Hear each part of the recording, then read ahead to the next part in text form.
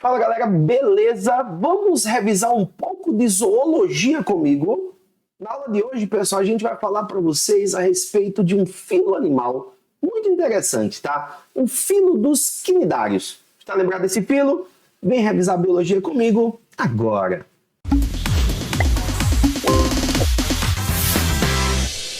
E aí, fofinhos, beleza? Eu sou o professor Jean Brito e esse é o canal Biologia na Veia, um canal de apoio aos estudos. E aqui a gente vai, pessoal, revisando biologia, trabalhando com vocês temas interessantes. Na aula de hoje a gente vai falar um pouco a respeito de um filo animal, o filo dos quinidários. Você está lembrado desses quinidários aqui? Vamos relembrar aqui alguns exemplos famosos de quinidários. Eu acho que todo mundo aqui já ouviu falar de água-viva. Água-viva é um exemplo famoso de quinidário, né? A caravela, também mais um exemplo famoso de quinidário, né? As hidras, ó, escrever assim para escrever com Y também, né? As obélias, também representante aqui dos quinidários. Os famosos corais, né? Os corais, eles são formados essencialmente por pólipos de antozoários, que são quinidários especificamente, né? Então, esses quinidários, pessoal, são animais. E esses quinidários, gente, eles também podem receber um outro nome, ó. A gente também pode chamar os quinidários pelo termo selenterados, ó. A palavra quinidário, ela pode ser traduzida, tá, gente? E ao pé da letra, quinida, esse comecinho aqui, deixa eu botar aqui com marca-texto, fica melhor da gente indicar para vocês, ó. Quinida faz referência, no caso, a urticante. Aí, ao pé da letra, essa terminação, né, esse dários aqui do final, seria, no caso, a ideia para animais ou organismos urticantes. Selenterados, ó, gente, cele vem de cavidade, enter vem de intestinal. Por que faz referência a esse termo, né, gente, selenterados? Porque dos filos animais que a gente estuda no ensino médio, né, a gente estuda os 9 principais filos animais, o primeiro filo que a gente estuda é o filo dos poríferos, e ele não tem sistema nenhum. E esse filo aí dos quinidários, tá, gente? É o primeiro filo a ter sistema digestivo. Ele recebeu esse nome de selenterados, né? Animais, organismos com cavidade intestinal, porque foi o primeiro filo animal a apresentar essa característica. Poríferos não tem sistema nenhum, tá? Porífero é o filo do qual faz parte, no caso, a esponja do mar, né? Os poríferos não têm sistema nenhum. Os quinidários, gente, ó, representam um filo de animais que são exclusivamente aquáticos. A maioria vai ser de ambiente de água salgada. Gente, ó, quando vocês estiverem estudando zoologia, segue uma dica para vocês. Ó.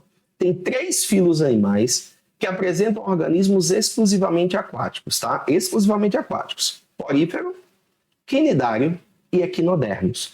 Nesses 3 filos animais, a gente só encontra representantes aquáticos. Então, essa é uma dica boa para quando você estiver revisando aí, no caso, essa parte de zoologia, tá? Nos selenterados, pessoal, existe uma coisa interessante, ó. Existe uma forma que é livre natante, que é a forma que consegue nadar, se deslocar, que é a forma de medusa. Ela se desloca, ela nada, tá, por jato propulsão. Então, é uma forma livre natante.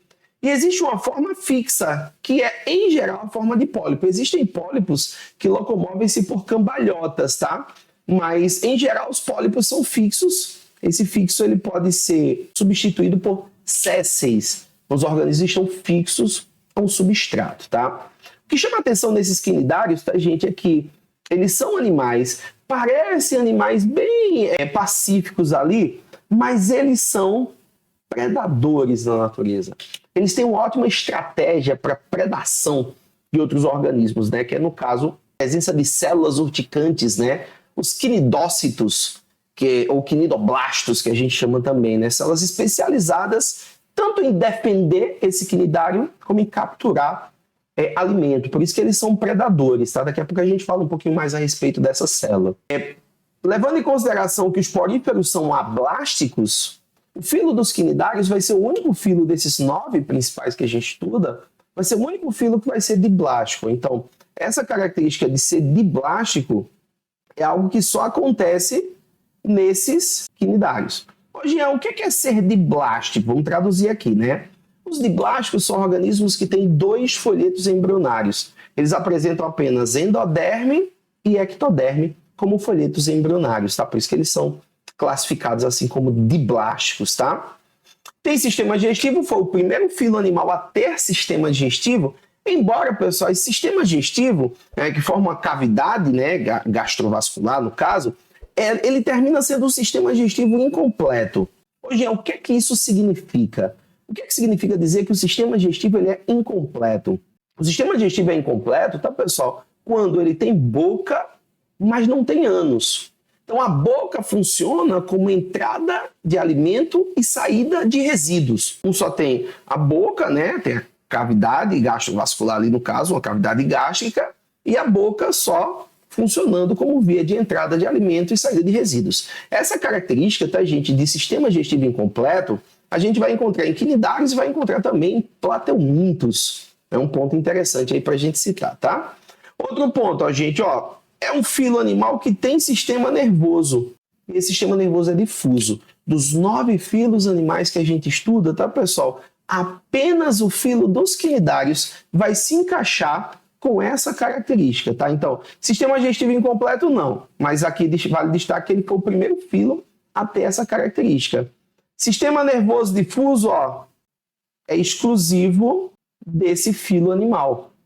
Apenas os quinidários têm sistema nervoso difuso. Ô, Jean, o que é um sistema nervoso difuso? É aquele sistema nervoso que não tem centralização.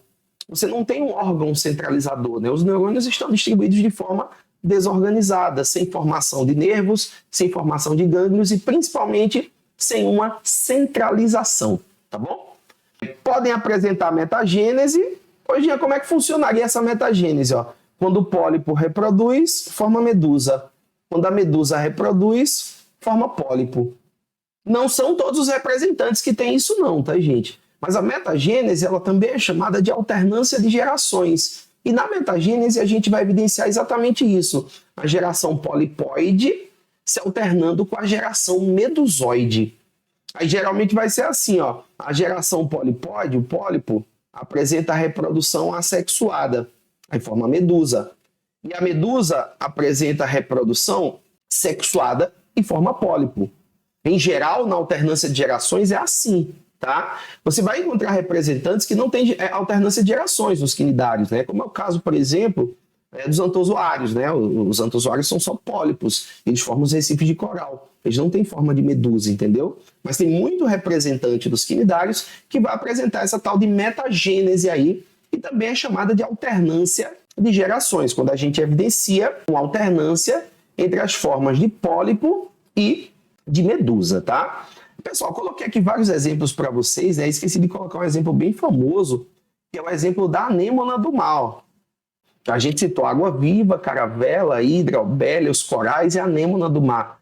São todos representantes muito famosos e todos eles fazem parte desse filo dos quinidários. Outra coisa interessante, ó, pessoal, isso não costuma cair muito em questões. Na realidade, o filo dos quinidários assim, não é aquilo que a gente vê tanto cair em questões em provas de biologia. Mas óbvio, né, a gente está aqui para ajudar vocês e para dar pelo menos um resumo desse filo, para caso vocês encontrem alguma questão falando a respeito disso, né, para te ajudar a responder essa questão. Aproveitando, tá, gente, o ensejo, para vocês que estão assistindo aqui essa aula agora, quem puder dar uma força no nosso canal, inscreve no nosso canal aí, compartilha os nossos vídeos. Aqui temos diversos tipos de questões, temos lives, temos resoluções de questões. E se você não conhece a nossa comunidade aqui no próprio YouTube, vai lá na comunidade, responde as nossas enquetes, as nossas perguntinhas biológicas que a gente está postando constantemente lá para vocês, tá bom? Não deixa de seguir a gente, ativa o sininho para quando a gente postar novas aulas assim como essa, né, você poder assistir, tá certo? Lembrando, se você quiser uma aula de um assunto específico, assim, um assunto de biologia, dá um toque aí pra gente no chat também, a gente vai tentar gravar o mais rápido possível aí. Óbvio que tem muitas demandas, né, mas assim que a gente puder encaixar, a gente coloca essa aula a pedido também, tá bom? Como esse filo dos quinidários é um filo de diblásticos, eles já podem formar tecidos, ó. Vai formar epiderme, que reveste a parte externa do corpo do organismo. A mesogleia, que é uma camada intermediária entre a epiderme e a gastroderme. E a gastroderme, que é o que reveste a cavidade gástrica. É interessante, né, pessoal? Como não tem mesoderme, a gente não tem aqueles tecidos conjuntivos ali presentes. Então, são tecidos um pouco diferentes, né? Nessa mesogleia aí, que atua basicamente preenchendo, a gente tem uma grande quantidade de água. E quanto mais água tiver na mesogleia, maior aspecto de transparência que você vai encontrar num quinidário, tá? Muitos quinidários são bem transparentes, como é o caso da água-viva, né, que em alguns estados o pessoal costuma chamar de cebola da praia. A água-viva tem um aspecto de transparência. Esses animais, tá, gente? Voltando aqui a nomenclatura novamente para vocês, esses animais conhecidos como quinidários são chamados de animais urticantes, né? Porque eles são famosos pela reação urticante que provocam quando a gente toca neles. Na realidade, tá, gente, o perigo maior está em tocar nessa região de tentáculos, ó, os quinidários. É aí que a gente encontra essa célula aqui, ó, chamada de quinidócito ou quinidoblasto. Essa é uma célula, gente, que está relacionada com a defesa do organismo. Esse quinidário, ele não consegue enxergar, ele não consegue compreender o que está acontecendo ao redor dele. Se tocou nele, ou é comida, aí vai ter uma captura de alimento desempenhada por essa célula daí, né? Promovendo muitas vezes até a paralisação, até de um peixe, por exemplo. O peixe toca nesse tentáculo e fica paralisado. Ou um mecanismo de defesa, né? Quando esse tentáculo toca na pele, por exemplo, do ser humano, ele sofre uma queimadura. Lembrando, tá, pessoal, que essa queimadura ela pode doer bastante. Mas assim, a dor mais intensa, ela dura normalmente as 2 primeiras horas. E caso você tenha acesso, tiver um acidente desse aí com água viva, você pode adicionar um pouco de vinagre, tá? Busca levar um pouco de vinagre, se você for visitar uma praia que tem muita água viva, né? Leva já um pouco de vinagre, principalmente se você tiver com criança, né? Adiciona vinagre ali na região onde a queimadura, né, por quinidário aconteceu, tá? Ele não faz porque quer, tá, gente? É um mecanismo de defesa dele. O que toca nele ou seria um predador dele ou seria um alimento para ele, né? Então, é um mecanismo de defesa e de captura de alimento que ele tem. Nas épocas aqui em Maceió, por exemplo, né? Nas épocas que tem chuva e tem uma temperatura um pouquinho maior, isso normalmente atrai uma boa quantidade de água viva, né? De caravela, assim, para o nosso litoral, a gente pode encontrar esses representantes, ó. Essa é a representação aqui, pessoal, que eu coloquei para vocês, ó, é a representação da célula, que é chamada de quinidoblasto ou quinidócito. Nessa célula tem um cíliozinho aqui, ó, chamado de quinidocílio, que está aqui representado, ó, e ele funciona como um sensor.